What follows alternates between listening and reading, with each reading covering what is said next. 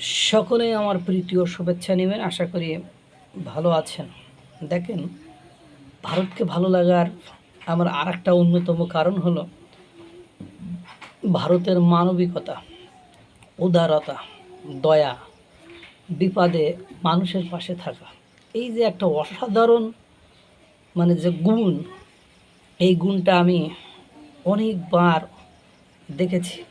আমি কয়েকটা গুণের কথা বলবো এবং সর্বশেষ যে গুণ, সর্বশেষ যে উদারতা, সর্বশেষ যে দয়া, সর্বশেষ যে সাহায্যের মনোভাব নিয়ে এগিয়ে যাওয়া, সেটা হলো নেপালের বন্যা।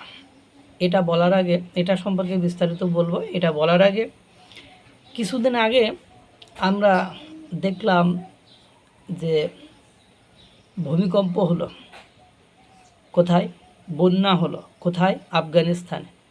চোখ কান বুজে সবার আগে সাহায্যের হাত বাড়িয়ে দিল ভারত। শ্রীলঙ্কায় ভয়াবহ বন্যা হলো, সবার আগে ঝাঁপিয়ে পড়ল ভারত।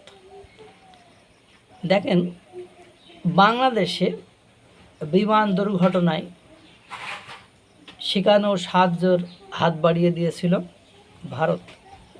যখন তুরস্ক মারাত্মক বিপর্যয়ের মধ্যে, প্রাকৃতিক দুর্যোগের মধ্য দিয়ে সময় পার করছিল, তখনও সাহায্যের হাত বাড়িয়ে দিয়েছিল ভারত।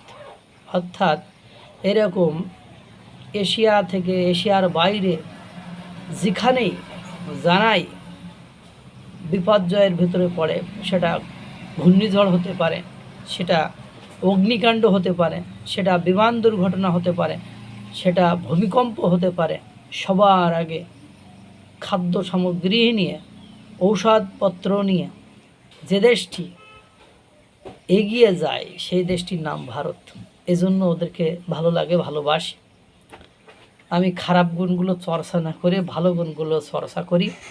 যাই হোক, নেপালে ভয়াবহ বন্যা, বালেন্দ্র শাহ মাঝে কয়েকদিন ভারতকে কিভাবে জ্বালাতন করেছে সেটা আপনারা ইতিমধ্যে অবগত রয়েছেন। কিন্তু দেখেন, একেবারে বিপদ চলে আসলো।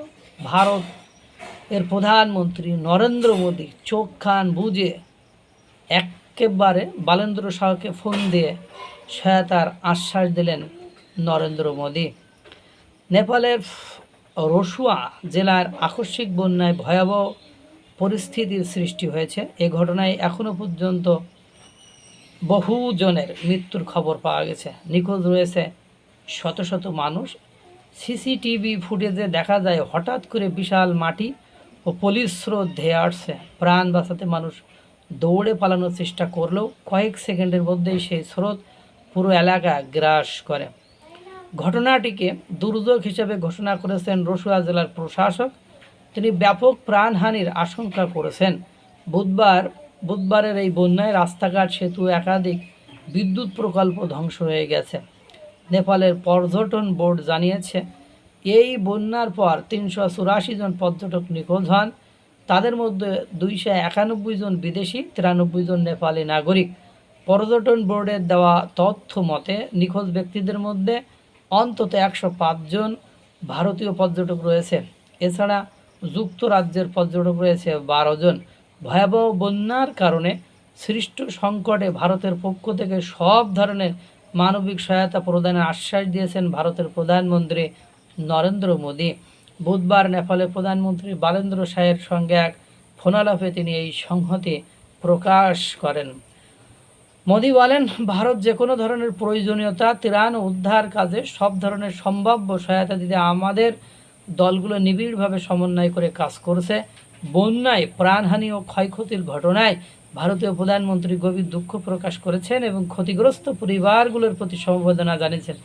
নেপালি পুলিশের শেয়ার করা ছবিতে দেখা যায় বন্যার পানি একটি নদীর মধ্য দিয়ে প্রবল বেগে প্রবাহিত হচ্ছে এবং এর পথে থাকা বাড়িঘর ভাসিয়ে নিয়ে যাচ্ছে।